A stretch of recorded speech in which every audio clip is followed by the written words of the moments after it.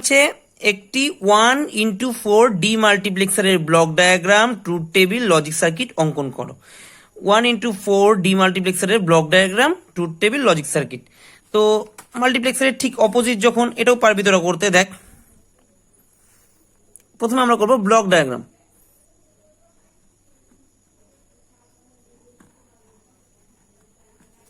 এবার block diagram আমরা কিভাবে করব?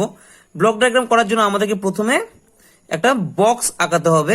যে কোনো ব্লক ডায়াগ্রামের মধ্যে আমরা প্রথমে এই বক্সটাই তৈরি করি। বক্স তৈরি করে এবার আমরা প্রথমে লিখে দিব 1x4 ডি মাল্টিপ্লেক্সার। এবার 1x4 দেখলে তোরা বুঝতে পারবি যে ইনপুট লাইন এই পাশে গুলো হয় ইনপুট লাইন, এই পাশে হয় আউটপুট লাইন। কটা ইনপুট লাইন হবে, কটা আউটপুট লাইন হবে এখানে বলাই রয়েছে। তো এখানটায় একটা ইনপুট লাইন হবে, যে 1x4, 1 এই পাশে আছে, তার মানে এই পাশে ইনপুট লাইন হবে একটা ইনপুট লাইন হবে, আর বদলে এখানে 4টা আউটপুট লাইন আসবে, বলাই আছে 1x4। আর একটু আগে আমি বললাম যে 4টা আউটপুট লাইন থাকলে দুটো কন্ট্রোল সিগন্যাল হবে। কন্ট্রোল সিগন্যালগুলো মাল্টিপ্লেক্সারে যেমন আমরা করছিলাম নিচ দিয়ে, তেমনি এইভাবে করে দিব। তাহলে এই পাশের লাইনটার নাম দিলাম আই, নিচের দুটো কন্ট্রোল সিগন্যালের নাম দিলাম হচ্ছে S0 আর S1। দুটোই কন্ট্রোল সিগন্যাল, একটা নাম S0 দেওয়া হলো, একটা নাম S1 দেওয়া হলো। আর আউটপুট লাইনগুলোর নামকরণ করা হলো O0, O1, O2, O3। এইভাবে 4টা আউটপুট, প্রত্যেকটার নামকরণ করে দিলাম। তো এটা হয়ে গেল হচ্ছে ব্লক ডায়াগ্রাম। এবার ব্লক ডায়াগ্রাম হয়ে গেলে আমরা বানাবো ট্রুথ টেবিল।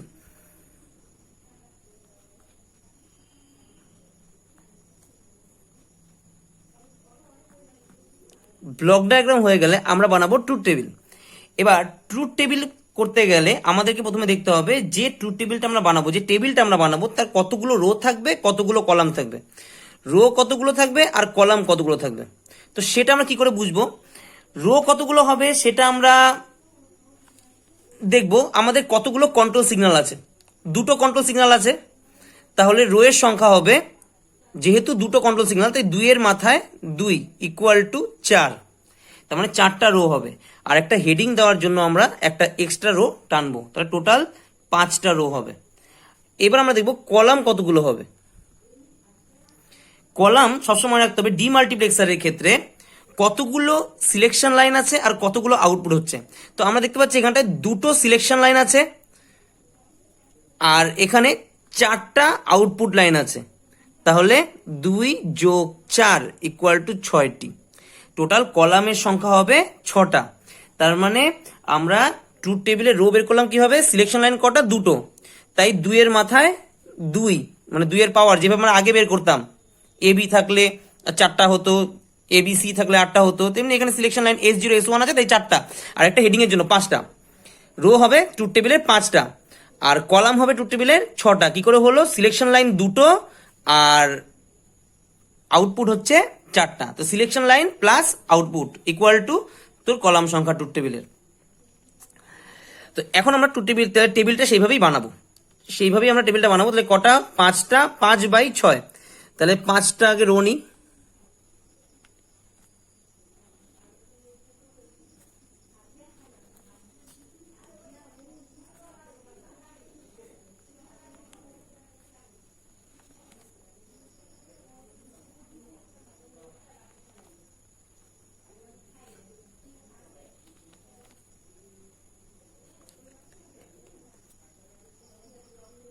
তো 5টা রো আমার নেওয়া হয়ে গেল। এখানটায় তোমরা স্কেল ব্যবহার করবি।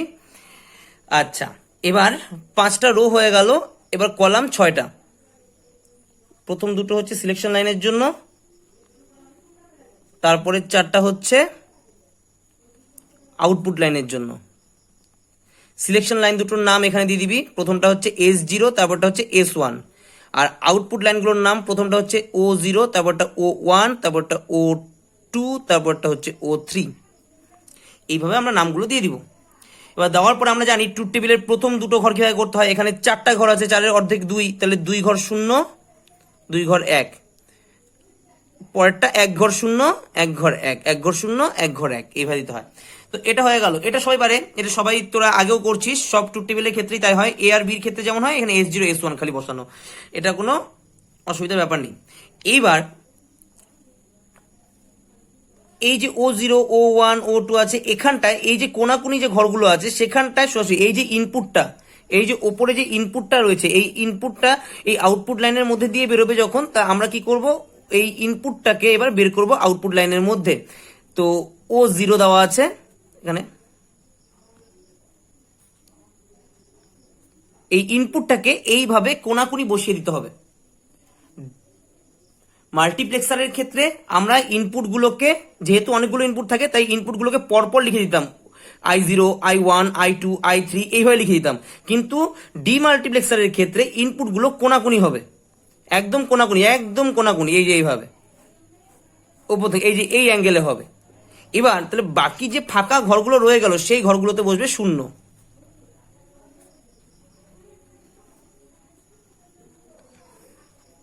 বাস, এই হয়ে গেল আমাদের ট্রুথ টেবিল।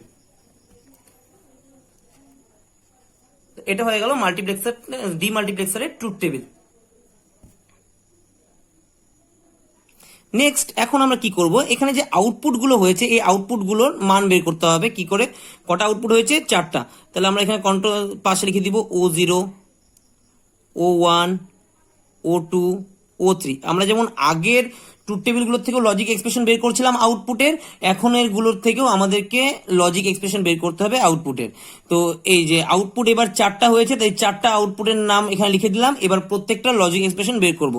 O0 সমান সমান, তো আমাকে দেখতে হবে O0 আই কোথায় আছে। O0 ঘরে আই হচ্ছে সবার প্রথমে, আই হচ্ছে সবার প্রথমে, আর সবার প্রথমে আই এর সোজাসুজি S0 মান 0। আমরা জানি কোনো ভ্যারিয়েবলের মান যখন 0 হয় তখন তার মাথায় বার বসে। তা আমরাও এখানটায় যেহেতু আই এর সোজাসুজি S0 মান 0, তাই আমরা বার বসিয়ে দিব S0 মাথায়। ঠিক এইভাবে S1 এর মানও 0, তাহলে S1 এর মাথাতেও বার বসবে, হলো। আর পাশে আই বসবে নর্মাল, কারণ আই এখানটায় যেমন আছে তেমনই বসে যাবে এখানটায়। তো এইভাবে পরেরটা নিশ্চয়ই তাহলে তোরা নিজেরাই বুঝতে পারছিস কি হবে। পরেরটার মধ্যে আমরা দেখবো আই কোথায় আছে, O1 এর ঘরে আই কোথায় আছে, এই যে এই সোজাসুজি S0 মান কত, 0, তাহলে S0 মাথায় বার বসবে। এই সোজাসুজি S1 এর মান কত, 1, S1 এর মাথায় বার বসবে না, তাহলে 1 থাকলে বার বসবে না, 0 থাকলে মাথায় বার বসবে, আর আই নর্মাল বসে যাবে। এবার O2 ঘরে আসবো, এই যে আই এখানে, এই সোজাসুজি S0 মান কত, 1, তাহলে S0 মাথায় বার বসবে না, তাহলে S0 হবে নর্মাল। এই সোজাসুজি S1 এর মান কত, 0, তাহলে S1 এর মাথায় বসবে বার, আর আই বসে যাবে সরাসরি। সবার লাস্ট O3 ঘরে আই আছে একদম লাস্টে, এই সরাসরি S0 এর মানও 1, S1 এর মানও 1, তার মানে দুটোর মধ্যে একটার মধ্যেও বার বসবে না, তাহলে আমরা এইভাবে লিখে দিতে পারবো S0 বার হবে না, S1 বার হবে না, আই। তো এইগুলো হয়ে গেল লজিক এক্সপ্রেশন। ট্রুথ টেবিল থেকে আমরা বের করে ফেলাম লজিক এক্সপ্রেশন। এখন এই লজিক এক্সপ্রেশন দেখে আমরা লজিক সার্কিট অঙ্কন করব। এখন আমরা করবো তাহলে লজিক সার্কিট।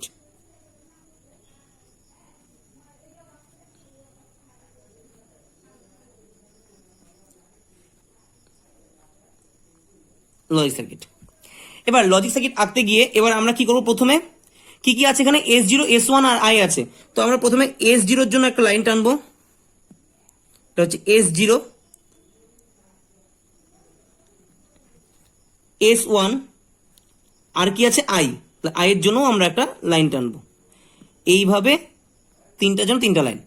এবার আমরা ভালো করে লক্ষ্য করতে পারবো S0 নর্মালও আছে, S0 বারও আছে, কিন্তু আমরা শুধু S0 নর্মাল লাইন টানছি। S0 কে এবার কমপ্লিমেন্ট করতে হবে। কমপ্লিমেন্ট করার জন্য আমরা জানি কি হয়, এর মধ্যে নট গেট বসাতে হয়। তাহলে আমরা S0 থেকে আরেকটা লাইন বের করলাম, সাব লাইন বের করলাম। এবার লাইন বের করে নিয়ে একটু নিচের দিকে নিলাম, এবার এখানটায় একটা নট গেট বসাবো। তো এই অবধি লাইনটা S0 লাইন ছিল, এবার যেই নট গেটে বসালাম তাহলে আউটপুটে কি বেরোলো, S0 বার। তার মানে এইবার নট গেট বসার পরে S0 মাথায় একটা বার বসে। আমরা জানি যদি নর্মালি আমরা এ কে কোনো নট গেটের ভেতরে ঢোকাই তাহলে আউটপুটে এ বার আসে। তো ঠিক তেমনি এখানটায় S0 কে আমরা নট গেটের ভেতরে ঢোকালাম, তাহলে S0 বার, পরের লাইনটা যে আসবে সেটা S0 বার।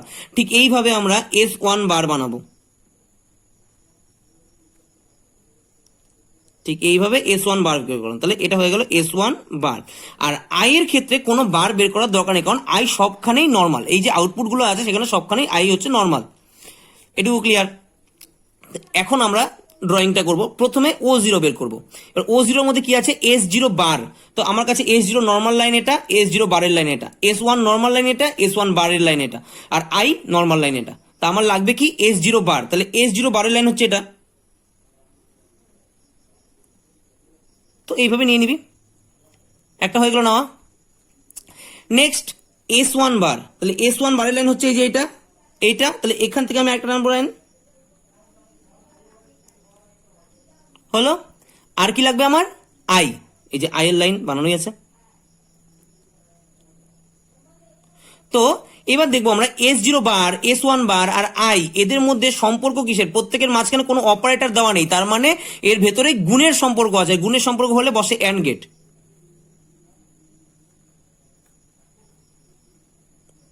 আউটপুটের যে লাইনটা পেলো সেটা হচ্ছে ও জিরো।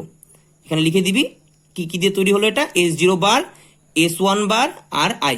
যে S zero bar, S one bar আর আই দিয়ে তৈরি হলো এটা ও জিরো। ঠিক এইভাবে আমাকে পরেরগুলো করতে হবে।